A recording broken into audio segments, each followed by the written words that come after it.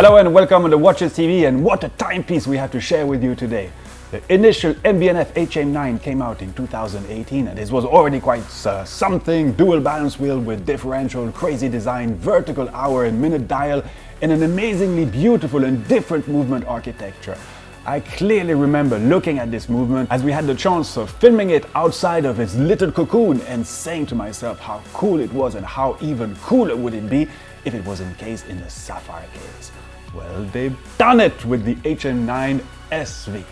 But with such a crazy case, what does it take to manufacture something like this? We know how complex it is to machine sapphire in general, but with all these different shapes, how did they do it? So we simply went down the road to meet our good friend Harris, and he will explain us how it is precisely done, as well as some other technical info regarding some differences with the original model. So let's go.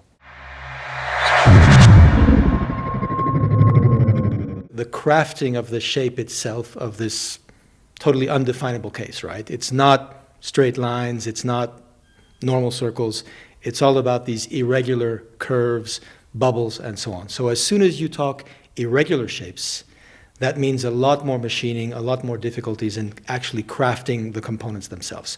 We count about 350 hours to craft just one case of these HM9 SVs. So that's one part of it. The second part is then making the entire system water resistant. Now, the vast majority of sapphire crystal cases out there are actually a sandwich. Two levels with relatively flat shapes, which you then squeeze together with screws. And of course, you put a gasket in the middle. With the HM9 SV, we can't do that because there are no flat shapes. So we can't put screws directly in the case. We do that with the metallic frame, a thin metallic frame that goes around it in 18 karat gold. But then, of course, we need to find a way to actually stick, if you like, fuse the sapphire crystals to that metallic frame. And that's where we come up with this very high-tech compound bonding process, which we manage in-house. Basically, what you do is you cut out very thin films of this material in exactly the right shape, the right thickness. You place those between the sapphire crystals and the metal, and then you put everything in a special oven at high temperature in a vacuum. What could possibly go wrong, right? And that's something, again, we only do in-house. None of our friends is actually capable of doing this.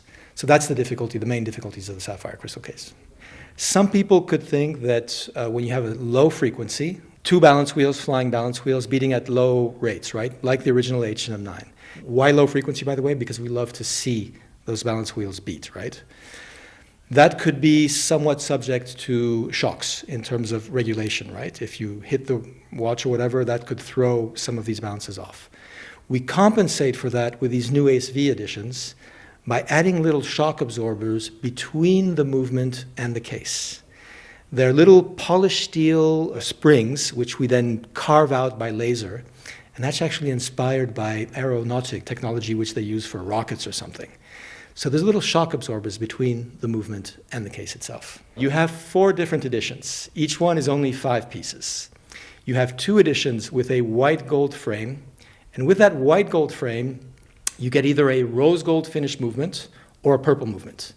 And the 2 other editions are an 18 karat rose gold frame, and with that you get a blue or a dark finished movement. 5 pieces of each. Thank you very much for your time. Thank you. Well, I have to say that we are often quite privileged to film some amazing timepieces, but I have to admit that this one has been a pure pleasure to film, and I hope you enjoyed looking at it as much as we did. Absolutely amazing, and bravo to the team of MB&F for continuously coming with these fantastic machines.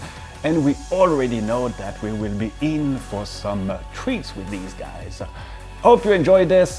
Thanks for watching and sharing. All the best. And viva crazy watchmaking your way. See you real soon.